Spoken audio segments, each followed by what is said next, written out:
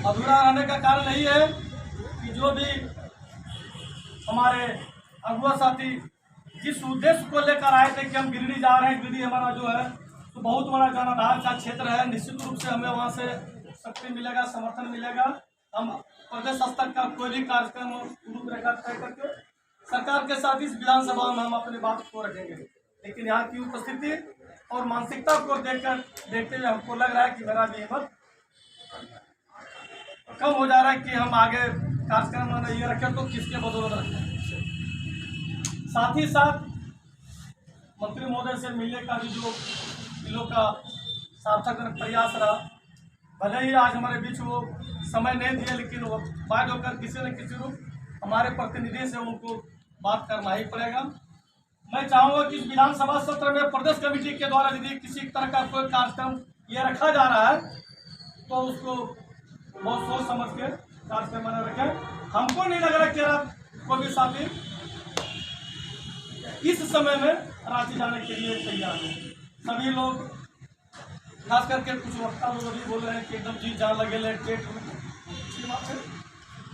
लेकिन इस टेट में आप टिकने के लिए जब तक आपको प्रदेश कमेटी के लोग सारे लोगों का सहयोग नहीं होगा आप टिक नहीं पाएंगे। मेहनत कीजिए, जरूर मेहनत कीजिए। हो सकता है कि टेट का स्तर में एग्जाम का क्वेश्चन इतना टफ कर दे कि हम लोग 50% भी नहीं पा सकते, लेकिन वर्तमान स्थिति में जो समय गुजर रहा है, बीत रहा है, उसमें आप चलने का प्रयास कीजिए। प्रदेश कमेटी का मेरा सोच है कि जिस तरह से सीटेट को सहायक आचार्य में बैठने का मौका मिला है, हम व्याकरण पास साथी हैं, हम लोग को भी जो है तो इस परीक्षा में शामिल होने का मौका दिया जाए। और सरकार का जो शर्त है कि आगामी 3 साल में जो टेट है वो टेट परीक्षा पास करने के बाद हमको फिर उसी तरह से टिकने का मौका। तो ये सब सारे मुद्दा हम लोग के बीच में ये रखा गया था और वर्तमान में चल भी रहा था, लेकिन नहीं लग रहा है कि यह कार्यक्रम आगे रांची की धरती पर हो सकता है। सबसे पहले मैं ईपीएफ के मुद्दे पर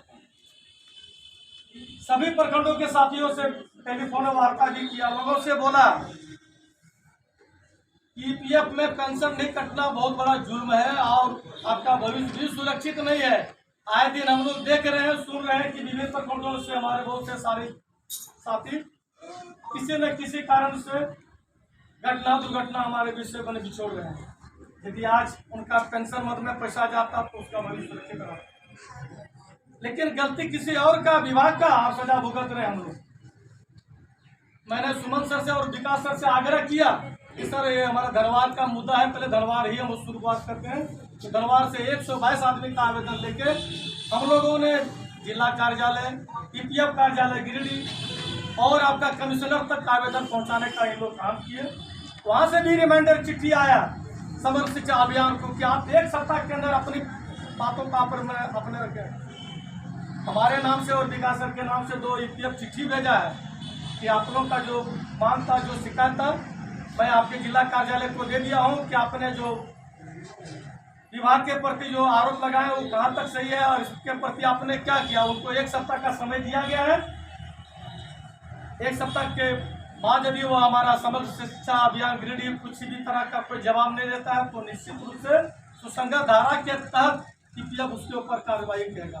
खास करके मैं बहुत सारे साथियों से संपर्क किया, उनको सूचना भी दिया, लेकिन अभी तक हमको लग रहा है कि धनवार के अलावा कोई भी ऐसा प्रखंड नहीं है जो जिला कार्यालय में आवेदन दिया होगा कि मेरे प्रखंड से इतने लोग वंचित हैं। बहुत अफसोस होता है।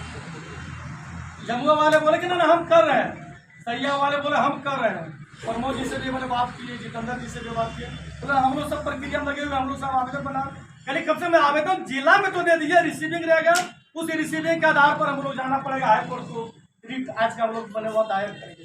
लेकिन अभी तक किसी प्रखंड ने इस जिला कार्यालय या ईपीएफ कार्यालय को किसी भी तरह का कोई आवेदन देने का काम नहीं किया है।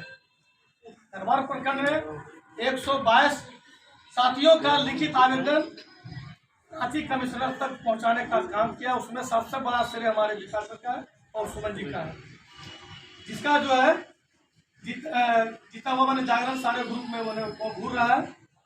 अभी भी हमारे धनवार प्रखंड से बहुत सारे साथी सोए हुए हैं, बहुत डांट डपट करने के बाद आज हम लोग लग रहा है कि 45 की संख्या में उपस्थित हुए हैं। अपना मुद्दा को लेकर भी आदमी जागरूक नहीं है तो संगठन के प्रति आपके साथ क्या जुड़ेगा।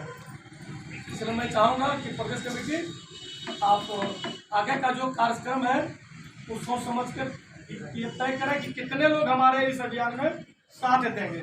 यदि सभी लोगों का समर्थन होगा तो वो कसम खा के बोले कि हम रांची की धरती पर चलने को तैयार है, तो कार्यक्रम ये रखा जाए।